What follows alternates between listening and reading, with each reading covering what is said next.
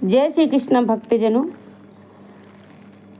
माघ मास महात्म अध्याय 2। भगवान शंकर ने पार्वती जी से आगे कहा, हे देवी पार्वती, महर्षि व्याख्यानस के वचन सुनकर महाराजा ने नतमस्तक होकर निवेदन किया, हे प्रभु, मुझे माघ मास का महत्व विधान तथा उसके फल का ज्ञान नहीं है और जीव हिंसा के पाप का भी ज्ञान नहीं है। इस विषय में विस्तार पूर्वक बतलाकर आप मुझसे ज्ञान कराने की कृपा करें। राजा के वचन सुनकर महर्षि व्याख्यानस ने कहा, हे राजन, रात्रि का अंधकार समाप्त होने को है, शीघ्र ही सूर्योदय होगा, अतः मेरे पास समय नहीं है। मैं तुम्हें भोग और मोक्ष प्राप्त कराने वाले माघ मास को सुनाने में असमर्थ हूँ। आप स्नान आदि से निवृत्त होकर अपनी राजधानी के लिए प्रस्थान कीजिए।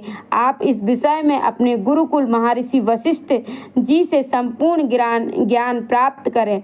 राजा ने मरे हुए शुक्रों को सरोवर के समीप ही फिकवा दिया और फिर समस्त सहयोगियों सहित सरोवर में स्नान कर अपनी राजधानी के लिए प्रस्थान किए। दूसरे दिन प्रातः काल महाराज ने अपने मंत्रियों सहित महर्षि वशिष्ठ जी के आश्रम में पहुंचकर महर्षि को प्रणाम श्रद्धा सहित नमस्कार किया और महाराज ने हाथ जोड़कर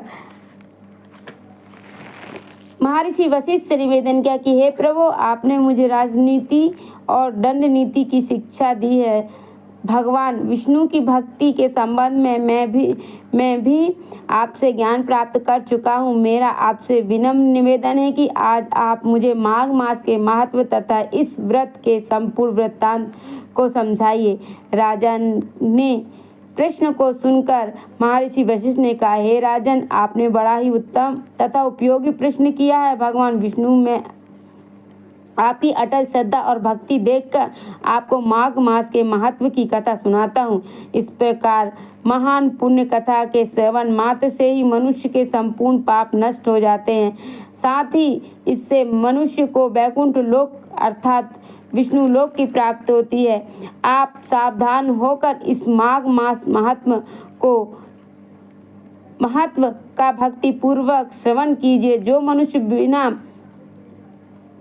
अधिक काया कष्ट और दान पुण्य के मोक्ष प्राप्त करना चाहता है, उसे माघ स्नान कर माघ महात्म अवश्य ही सुनना चाहिए। ऐसा करने वाला इस लोक में संपूर्ण सुखों को प्राप्त करता है तथा मृत्यु के पश्चात जन्म मृत्यु के चक्र से मुक्त होकर मोक्ष को प्राप्त होता है। हे राजन, दिव्य दृष्टिधारी महात्माओं का कथन है कि वैशाख मास में होम और दान, कार्तिक मास में तप और पूजा का महत्व, परंतु माघ मास में तप, होम, दान तीनों का ही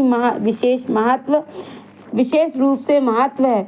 यही कारण है कि परम कल्याणकारी है। माघ मास में जो स्नान करता है और इस महत्व को पढ़ता है अथवा सुनता है, उसे अवश्य मोक्ष की प्राप्ति होती है। प्राचीन कथाएं सुनाते हुए महर्षि वशिष्ठ जी ने आगे कहा कि देवी अदिति ने अन्न परित्याग कर निराहार रहकर 12 वर्ष तक माघ मास का स्नान किया।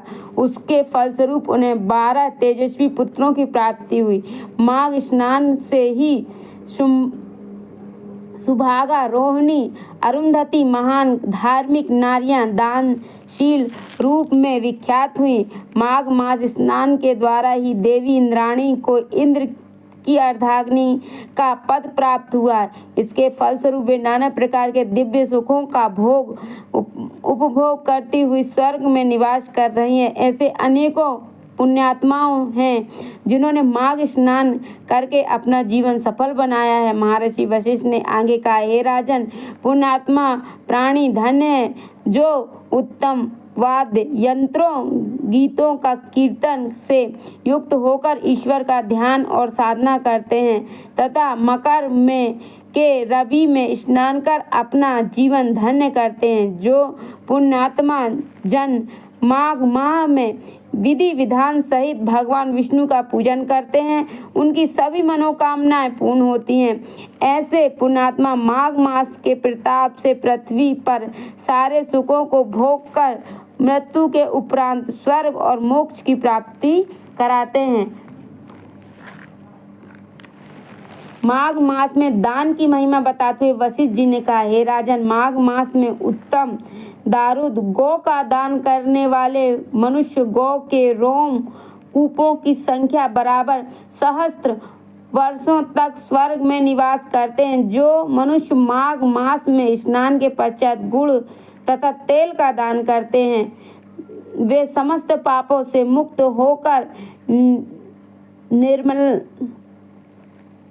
निर्मलता को प्राप्त करते हैं। माघ मास में तिलों का दान विशेष महत्वपूर्ण तथा पापनाशक होता है, अतः प्रयास कर तिलों का दान अवश्य देना चाहिए। माघ मास में स्नान के पश्चात ब्राह्मणों को भोजन कराने वाला मनुष्य अपने पितरों को तृप्त करके निश्चित रूप से विष्णु लोक का अधिकारी बनता है। जो मनुष्य माघ स्नान के पश्चात ब्राह्मणों को जूते, कम्बल तथा जल पात्र का दान करता है वह बिना संशय के स्वर्ग को प्राप्त हो जाता है। जो मनुष्य माघ स्नान करते हैं तथा उनमें यथाशक्ति भरपूर दान करते हैं उनको स्वर्ग प्राप्त होता है। दान से पाप तथा महापातक नष्ट हो जाते हैं। दान से युक्त माघ स्नान श्रेष्ठ और फलदायी है। बिना दान के गृहस्थ की शोभा नहीं है। दान से अधिक पवित्र और